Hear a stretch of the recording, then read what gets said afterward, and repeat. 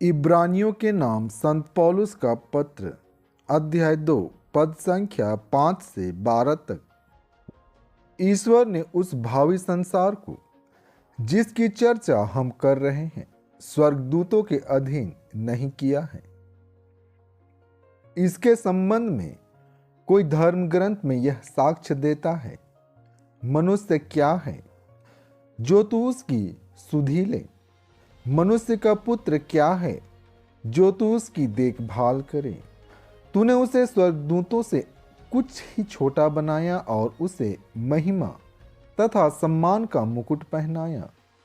तूने सब कुछ उसके पैरों तले डाल दिया। जब ईश्वर ने सब कुछ उसके अधीन कर दिया तो उसने कुछ भी ऐसा नहीं छोड़ा जो उसके अधीन ना हो।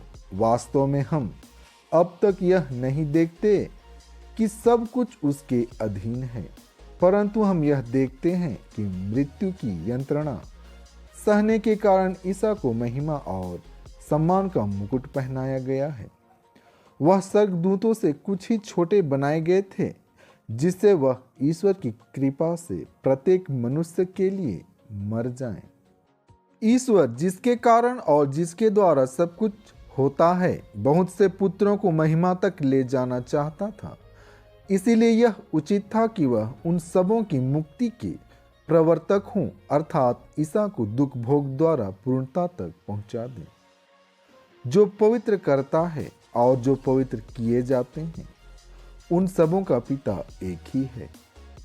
इसलिए ईसा को उन्हें अपने भाई मानने में लज्जा नहीं होती और वह कहते हैं, मैं अपने भाइयों के सामने तेरे नाम का बखान करूंगा, मैं सभाओं में तेरा गुणगान करूंगा। संत मार्कुस आज का पवित्र सुसमाचार अध्याय 1 पद संख्या 21 से 28 तक। वे कफरनाहुम आए। जब विश्राम दिवस आया तो ईसा सभागृह गए और शिक्षा देते रहे।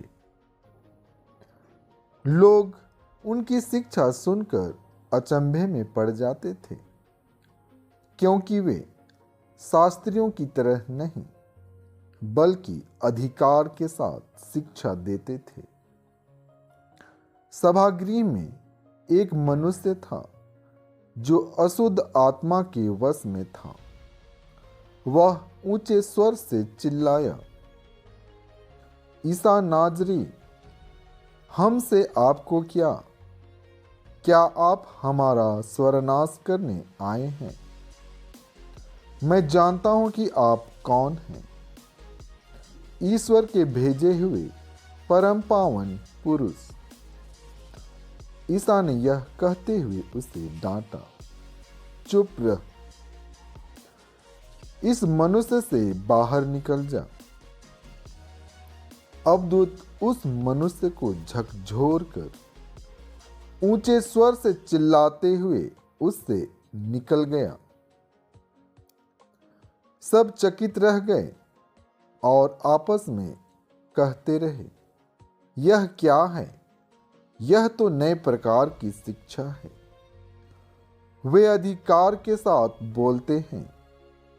वे अशुद्ध आत्माओं को भी आदेश देते हैं और वे उनकी आज्ञा मानते हैं। ईसा की चर्चा शीघ्र ही गलीलिया प्रांत के कोने कोने में फैल गई। ईश्वर के इन वचनों के द्वारा आपको भरपूरी में आशीष मिले। आमीन।